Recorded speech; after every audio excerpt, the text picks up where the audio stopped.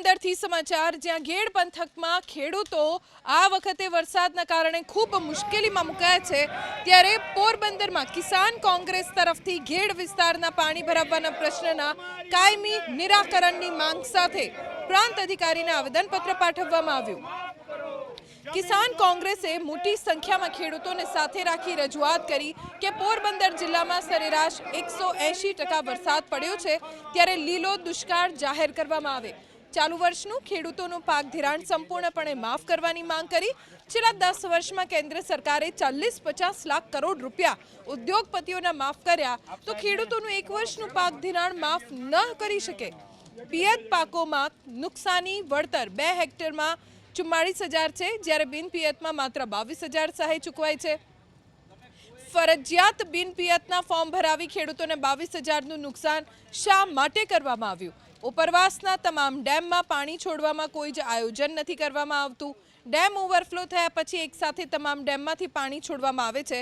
તમામ ડેમમાંથી એકસાથે છોડવાથી ગેડની નદીઓમાં પૂરની સ્થિતિ સર્જાય છે। આ સાથે ગેડ વિસ્તારની નદીઓમાં તાત્કાલિક સમારકામ કરવામાં આવે તો નદીઓને ઊંડી અને પહોળી કરવામાં આવે તેવી માંગ કરી।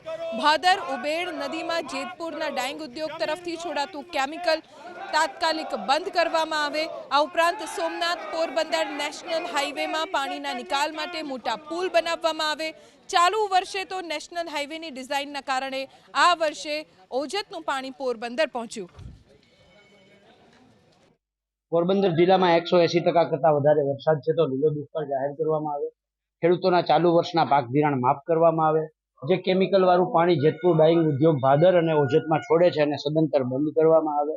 અમદાવાદની અંદર રિવરફ્રન્ટ થતી હોય 35-40 હજાર કરોડના ખર્ચે, તો ઘેડમાં 8-10 નદીઓની અંદર 2-3 હજાર કરોડનો ખર્ચ કરી અને પ્રોટેક્શન શું કામ ઊભી ન કરે સરકાર, એનો એક સવાલ કરવા માટે આવા અનેક પ્રશ્નોને લઈ અને આજે પ્રાંત અધિકારી કુતિયાણા નામે આવેદનપત્ર આપ્યું। વરસાદને અનિયમિતતાના હિસાબે અમારા વિસ્તારના પાણીથી કાયમી બહુ જ નુકસાન થાય છે। સરકારે જે આ પિયતના ફોર્મ ભરવા જોઈએ એની બદલે અમારા જે બિન પિયતમાં ફોર્મ ભર્યા છે એનો સરકાર કાયમી ઉકેલ કરે કાયમી માટે એવી અપેક્ષા।